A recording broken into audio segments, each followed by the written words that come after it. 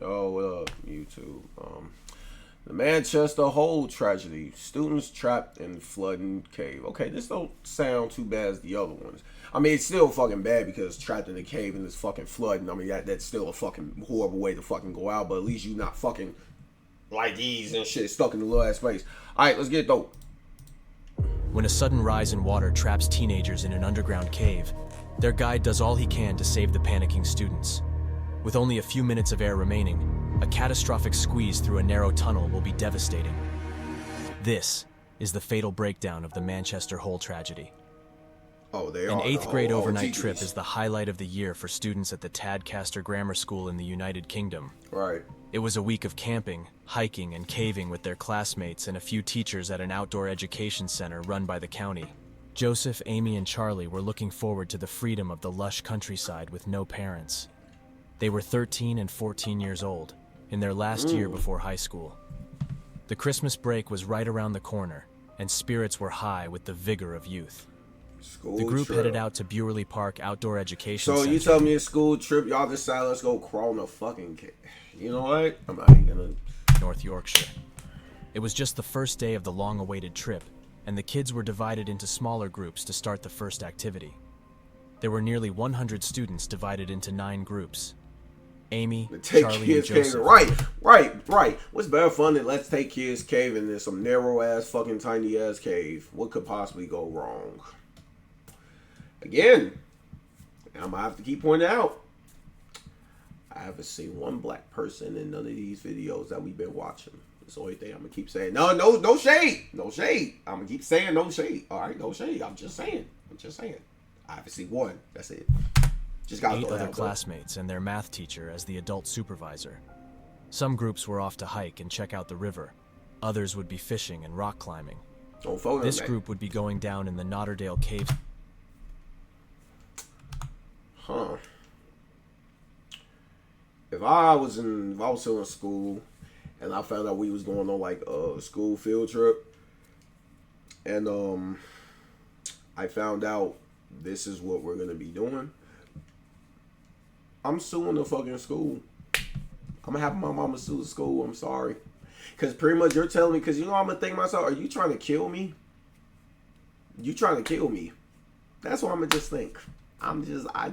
You tell me all them kids looked at this was like, yeah, it's gonna be a great idea. Yeah, the school approved this and all. I was like, okay, wow, okay, cool. System for some underground adventure. Okay. One of the more interesting parts of this cave system was the Manchester Hole. Walking around on the surface, it just looked like a small hole in the ground, but it led to a huge cave inside. The camp guide who would be leading their exploration was a 17-year-old volunteer who had been through all the caves before. Gang. One by one, the students lowered themselves into the hole following the guide's instructions. There was a small passageway that led to a huge room. The kids were astonished to see this vast chamber under the ground, when it looked like nothing but a hole in the ground from outside. All 13 members of the group were moving around the room and climbing on rocks. The ground was covered in a few A inches of water. 17-year-old volunteer. Wait, I'm not even able. That's what they said. When it looked like into the hole, through all the guide who would be leading their exploration. But it led to a huge cave inside. The camp guide who would be leading their exploration was a 17-year-old volunteer.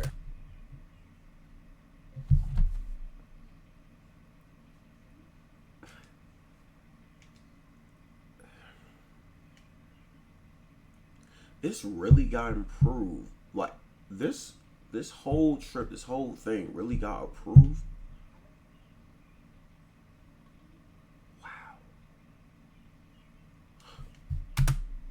Who had been through all the caves 17. before.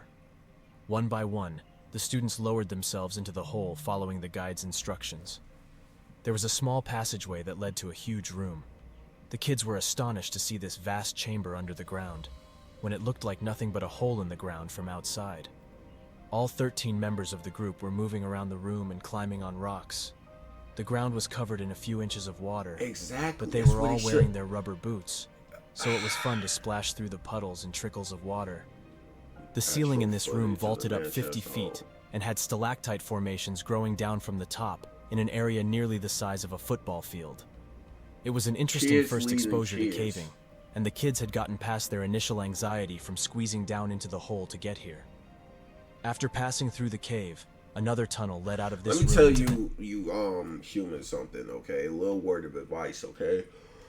Listen, us humans have fear and anxiety for a reason, okay? Because sometimes fear and anxiety, whatever, saves your life for things because it's an indication of danger of I really probably shouldn't be fucking doing this. Yes, fear and anxiety can get away of certain things sometimes that you shouldn't have a fear or anxiety of, but certain shit like this, if you have anxiety or fear of worry of doing shit like this, that's for a good reason. Because it's right, it's your body politely telling you, nigga, you are fucking up. We should not be fucking doing this. We shouldn't. Your body is trying to fucking save you. It's like we have our own spider sense.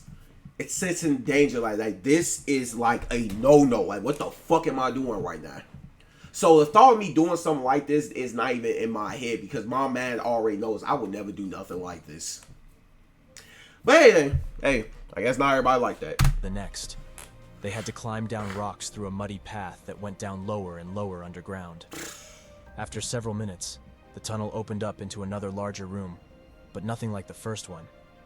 This room had a lower ceiling and was more narrow, but still plenty of room for the 11 students to climb around and explore. There was more water on the ground, but their boots kept them comfortable as they sloshed through the muddy bottom. Their headlamps were an important tool in this dark cave. Some of the lamps were rather dim, but as a group, they were generating enough light to see the scope of what was around them. Joseph, Charlie, and Amy were feeling excited doing something they had never done before. But that feeling would change when they saw the hole in front of them. The tiny tunnel leading out of this room wasn't much more than a hole in the ground. It was only a few feet high and quite narrow. In order to make it to the next room, they would have to crawl on their hands and knees down a tunnel for over 40 feet.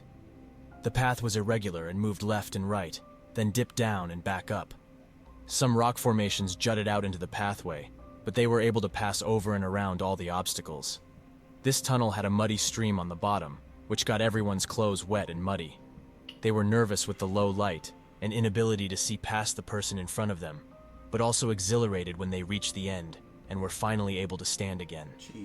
The math teacher was behind the last student and encouraged them to follow the guide and move along. Nigga think he's slick. I know what you are. When he finally reached the end of the tunnel himself, the mood in the room was tense. The guide was worried because the water level was so high. It was cold and windy outside, but no rain in the forecast. He didn't remember it being this high before. The kids were all standing in knee-deep freezing water, and now there was water in their boots, and nowhere to move to dry ground. They had descended even lower underground, and this room didn't quite have the excitement of the others. They now realized everyone was just standing in a pool of water that actually seemed to be rising. Yeah, it should have been a sign, but you know, these people, At first, the movement of the students kept the water moving around while the guide helped lower them out of the tunnel entrance. Now that everyone was standing together, it was obvious that the level had gone up, over the knee and higher on some smaller students. The guide was confused and wondering where the water was coming from, but he was certain that they needed to get out of this room before the water got any higher. He sent the teacher back through with the students to follow. He would bring up the rear this time and make sure everyone was safely back in the larger and higher second chamber. One by one, the students moved back through the passage they had just left. There were parts where it was easy to move, and 2 students could crawl side by side. Okay. But other parts were more narrow or dipped down, requiring them to move one after the other. The teacher and 9 of the students were inside the tunnel when a blast of cold water flooded in. GG's. The students in the back were panicked and screaming ahead, telling everyone to go quickly. Some were kneeling in a foot of water, while others were chest deep in the lower sump portion of the tunnel. The water kept coming, and the kids were desperate to get out of this trap. The teacher quickly moved out of the tunnel and helped pull the students to safety in the open second chamber. The speed with which the water rose was shocking. Several students were stopped before the sump area, knowing they would have to hold their breath and swim through the water-filled section of the tunnel. Everyone was crying and screaming in a shared airspace at the top of the tunnel. Charlie told them that they had to swim through, or they would certainly drown. He was certain that he could hold his breath for at least 2 minutes if he needed to, but was sure that this underwater section couldn't be more than a few feet. He encouraged the others, took a deep breath, and dove under to escape the rising water.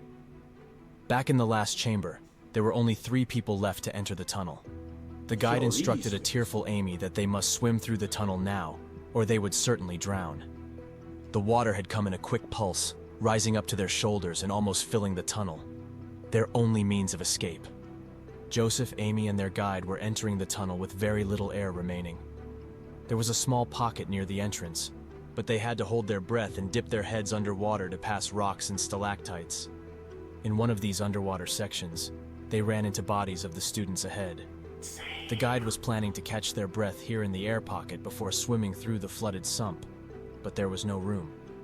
Students were bunched up here trying to catch their breath and build courage to dive underwater, holding their breath without knowing what they would find on the other side. It was sheer panic, and they were running out of time. Amy and Joseph had no choice but to turn around and go back to the last pocket of air. They were now all the way back in the room where they started. The water continued to rise, and their guide told them to take a deep breath and get ready to move. There was no time to wait. The water was nearing the ceiling and showed no signs of stopping. The 3 of them moved to the edge of the air pocket, and with a last gasp of air, they dove under again and moved through the cramped tunnel. This time the other students had cleared, and the guide pushed his face up to get a last breath before going down into the sump. Amy and Joseph were right behind him as he plunged down into the tight sump. There were no other air pockets, just a frantic swim for their lives. Amy furiously pulled herself through the tight section and reached around to feel the path. Suddenly a hand roughly grabbed her arm and pulled with such force, she was freed from the sump and dragged through the final stretch of the flooded tunnel by the 17-year-old guide. Joseph was the last to try to catch his breath in the air pocket, but by the time he reached it, there was no air. He may have tried to return to the inner room, but it too was full of water now. The freezing group standing in the second chamber was stunned. The water was still rising, and they had no idea how high it could get. The tunnel was completely full of water, and Joseph was still inside. The guide wanted to go back to see if he could help pull Joseph from the deadly flood, but the teacher stopped him from an impossible task. They still had 10 students to get out of this cave system to safety. Knowing how little air was left when he passed the pocket, the guide clearly understood that Joseph had no air inside. Joseph was dead. The teacher and guide led the frantic group back to the surface to alert emergency personnel about the lost student. They were stunned to see blue skies and not a drop of rain on the ground. Where did the water come from? In an incredibly horrific coincidence, the gusts of wind that had whipped up that day at the Scar House Reservoir had caused an unbelievable torrent of water. Wow. Thousands of gallons of water were blown over the dam at the reservoir down into the river below. In just an hour, the river rose 4 feet, and this water drains directly down through the cave system below. Normally, this water would trickle through and continue on to the groundwater below. Because if you wouldn't have won in the first place, this shit would never happen. That nigga just lost his life for no fucking reason. Water had filled the entire system in a flash flood in just a few minutes. Rescue teams were at the cave within 20 minutes of being called, but the scene had drastically changed in that time. The water level had receded to below the knee, and the team was able to make their way into the tunnel leading to the final chamber. There they found the lifeless body of Joseph Lister. What should have been an amazing trip for the class left kids traumatized, and 1 dead. Negligence charges were brought against the county council that operated the outdoor center for not checking the status at the reservoir before entering the cave. Sue the fuck out they goof asses, They were eventually found not guilty on those charges, since this accident was not expected and could not have been foreseen. It was a tragic accident, which took the life of a bright student before his life could truly begin. School trip and they don't return. That's what I'm saying, gang. You send your child on a school field trip, think they finna go have fun, and then get a fucking call that says they drowned inside of a fucking cave. Yo, man, people. I want to say some shit on this bitch, but Chad, I'm telling you right now, you never see black people doing this. Only thing I'm gonna say, cause I don't fucking get it. I really don't fucking get it. I really fucking don't. I really don't fucking get it. Motherfuckers is stupid. Long live Joseph though. WV.